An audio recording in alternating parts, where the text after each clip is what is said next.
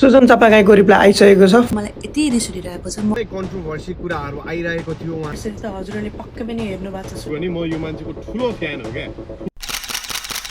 के सुजन चापागाईले नाबालिका युवतीहरूलाई अश्लील मेसेज गरेका हुन्?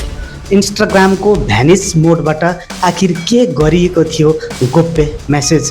आखिर को हुन् ती युवती जसलाई सुजन चापागाईले अश्लील मेसेज गरेका थिए भनेर आरोप लागेको छ? क्ल्यारिफिकेसनमा जस्टिफिकेसन नै छैन के। म त यति फ्रस्ट्रेट भएको छु नि यो मान्छेको यो देखेर। हाउ क्यान समवन लाइक हिम? यस्तो हुनसक्छ क्या? My God. दर्शक महानुभावहरू सम्पूर्णलाई नमस्कार। म रविन्द्र परियार समसामयिक विषयमा भिडियोहरू निर्माण गर्ने गर्दछु। आजको भिडियोमा म सुजन चापागाई विवाद के हो, यो विवाद कसरी सिर्जना भयो, अहिले सुजन चापागाई कहाँ के गर्दैछन्, अनि अहिले चर्चामा रहेको भ्यानिस मोड के हो, भ्यानिस मोडबाट कुरा गर्दा के फाइदा के बेफाइदा, यी र यावत विषयहरूमा आजको भिडियोमा म छलफल गर्नेछु, चर्चा गर्नेछु। तसर्थ भिडियोलाई अन्तिमसम्म हेर्नुहोला।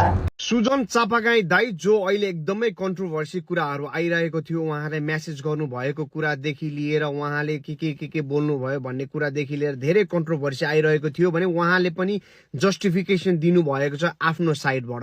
हामीले अहिलेसम्म अरूको कुराहरू सुन्यौँ, तर स्वयं जसलाई हामीले आरोप लगाइरहेका थियौँ उहाँकै कुरा पनि केही कुराहरू छर्लङ्ग बनाउन मन लागेर उहाँले लेख्नु भएको कुरा पनि मलाई केही कुराहरू पस्ट्याउन मन लाग्यो। उहाँले अहिले भनिरहनु भएको छ he is going to take the legal action which is very nice. कोही मान्छेलाई एलिगेसन लाग्छ भने गएर लिगल एक्सन लिनु भनेको त्यो सबैभन्दा राम्रो कुरा हो। किन भन्दाखेरि कोही मान्छेको पनि चरित्र हत्या गर्ने अधिकार कसैको पनि छैन र कसैलाई पनि त्यो अधिकार हुनु पनि हुँदैन। यस्तै हो भने हरेकको चरित्र हत्या हुनको लागि धेरै समय पनि लाग्दैन। मान्छेले आवाज उठाइरहँदाखेरि, कुरा उठाइरहँदाखेरि मान्छेको नाम, मान्छेको तस्बिर राखेर बोल्नु भन्दाखेरि पनि भइरहेको घटनामा समसामयिक विषयवस्तुमा बोल्ने गरियो भने चाहिँ धेरै राम्रो हुन्छ। पछिल्ला केही दिन यता सामाजिक सञ्जालमा अश्लील सन्देश पठाएको आरोपमा विवादमा तानिएका गायक सुजन चापागाईले पहिलो पटक यस विषयमा आफ्नो धारणा सार्वजनिक गरिसकेका छन् सामाजिक सञ्जाल मार्फत। इन्स्टाग्राममा विभिन्न महिला तथा किशोरीहरूलाई आपत्तिजनक सन्देश पठाएको भन्दै उनको नाममा विभिन्न च्याटका स्क्रिनशट सामाजिक सञ्जालमा व्यापक रूपमा भाइरल भएपछि चापागाईले विज्ञप्ति मार्फत आफ्नो भनाइ सार्वजनिक गरेका हुन्। सुजन चापागाईको रिप्लाई आइसकेको छ। फाइनली उहाँ लेख्नुहुन्छ, उहाँको लेखाइलाई म अलिकति, उहाँ लेखक पनि हो त्यसले गर्दा मिठो लाग्यो मलाई चाहिँ। उहाँ भन्नुहुन्छ प्राइभेट मेसेजहरू सत्य हो, मैले आफ्नो सर्कलको मान्छेसँग केही कुराकानी गरेको हो, तर मैले मात्रै ह्यान्डल गर्न नसक्नको कारणले गर्दा सामाजिक सञ्जाल ह्यान्डल गर्ने एउटा म्यानेजर अथवा कुनै साइड हेर्ने वर्करले अथवा स्टाफले यो गरेको हुनसक्छ भन्ने उहाँको आशंका।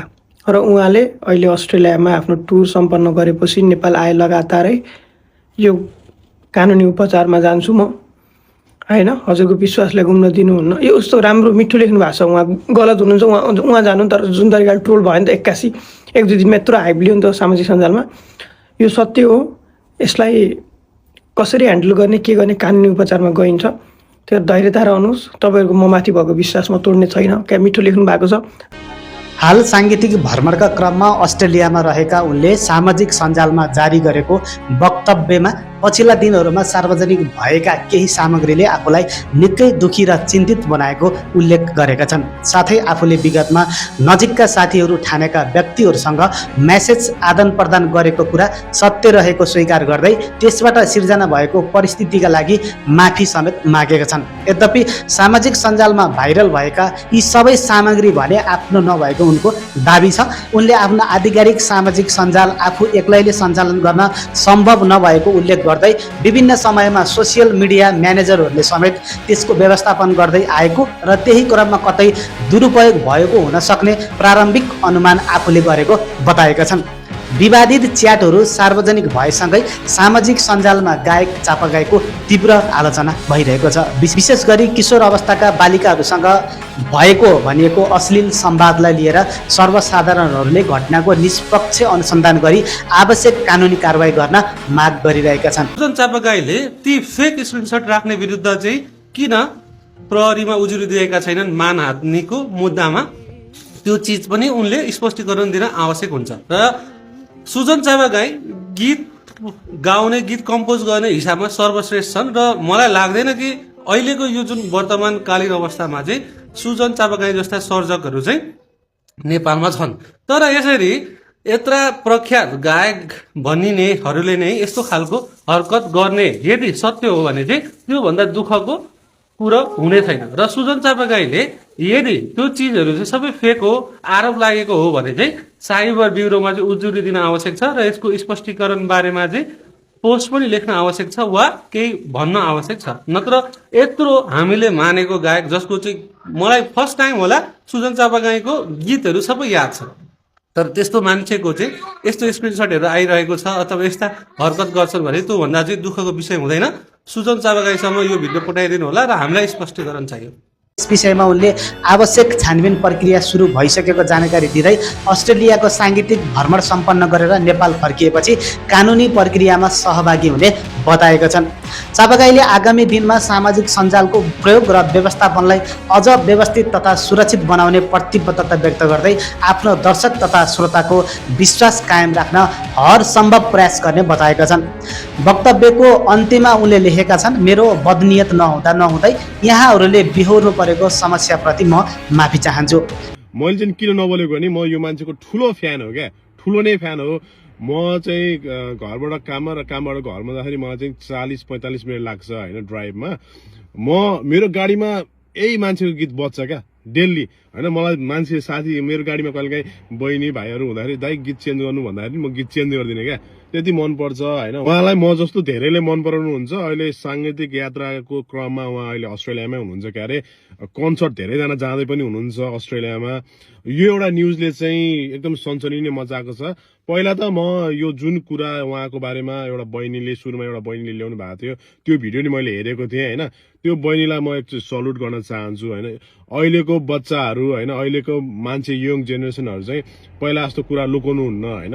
यसरी खुलेआम आएर सोसल मिडिया प्लेटफर्म युज गरेर भोइस रेज गर्नुहुन्छ होइन। यो कुराले धेरै राम्रो काम पनि गर्छ। अब हामी आखिर इन्स्टाग्रामको भ्यानिस मोड के हो र सुजन चापागाईले ती युवतीलाई आखिर के भनेर अश्लील मेसेज गरेका थिए त्यो बारेमा चर्चा गरौँ। त्योभन्दा अगाडि म तपाईँहरूलाई एउटा कुरा के स्पष्ट बताउन चाहन्छु भने अहिले साङ्गीतिक कार्यक्रमको सिलसिलामा गायक सङ्गीतकार सुजन चापागाई अस्ट्रेलियामा छन्। अब यो भाइरल भएको स्क्रिनसट वा भनौँ अश्लील मेसेज उनकै हो वा फेक हो त्यो भने स्पष्ट भइसकेको छैन। तसर्थ तपाईँहरूले अहिले नै सुजन चापागाई सही हो या गलत हो त्यस विषयमा टिका टिप्पणी नगरिदिनु होला। अब कुरा गरौँ भ्यानिस मोड आखिर के हो। भ्यानिस मोड भनेको त्यस्तो सुविधा हो जसमा तपाईँले पठाएका मेसेज, फोटो, गिफ्ट वा स्टिकर अस्थायी हुन्छन्। अर्थात् अर्को व्यक्तिले हेरेपछि र च्याटबाट बाहिर निस्किएपछि ती मेसेजहरू स्वत हराउन सक्छन् वा हराउँदछन्। भ्यानिस मोड अन भएपछि च्याटको लुक पनि सामान्यभन्दा फरक देखिन्छ, जसले त्यो मोड सक्रिय भएको सङ्केत गर्दछ। यसको अर्को महत्त्वपूर्ण पक्ष भनेको यदि कसैले भ्यानिस मोडमा भएको च्याटको स्क्रिनसट लिन्छ भने इन्स्टाग्रामले अर्को व्यक्तिलाई त्यसबारे सूचना दिन सक्छ। भ्यानिस मोड भनेको चाहिँ के हो भन्ने कुरा बुझौँ है। सुरुमा यदि दुईवटा पार्टीले चाहिँ च्याट गर्छ र त्यो गर्दा गर्दै दुईटै पार्टी चाहिँ च्याटबाट आउट हुन्छ भने त्यहाँ भएका सबै च्याट हिस्ट्रीहरू चाहिँ भ्यानिस हुन्छ, सबै उडेर जान्छ। तपाईँले कतैबाट पनि रिट्राइभ गर्न पाउनुहुन्न होइन।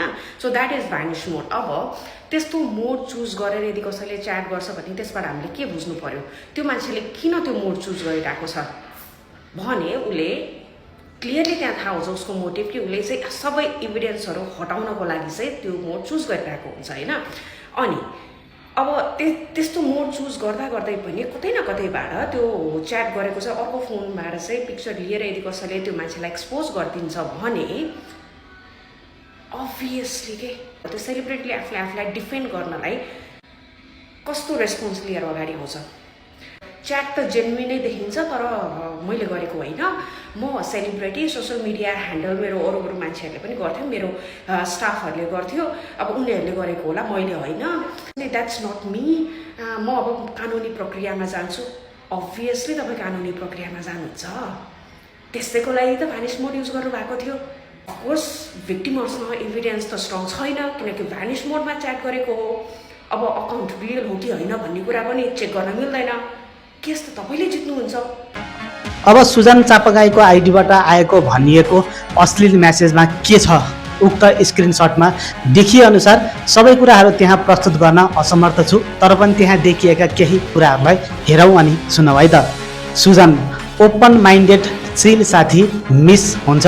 युवती नेपाली केटीसँग बोल्न डर लागे अब विदेश जाने। सुजन हाहा डर लाग्ने त होइन, कोही कोही त बन्छन् नि त्यस्तो चिल साथी नै। युवती बन्छन्, निडेड छ नि होला त हजुरको। सुजन रोमान्टिक लाइफ पनि त इग्नोर गर्न सकिँदैन रहेछ।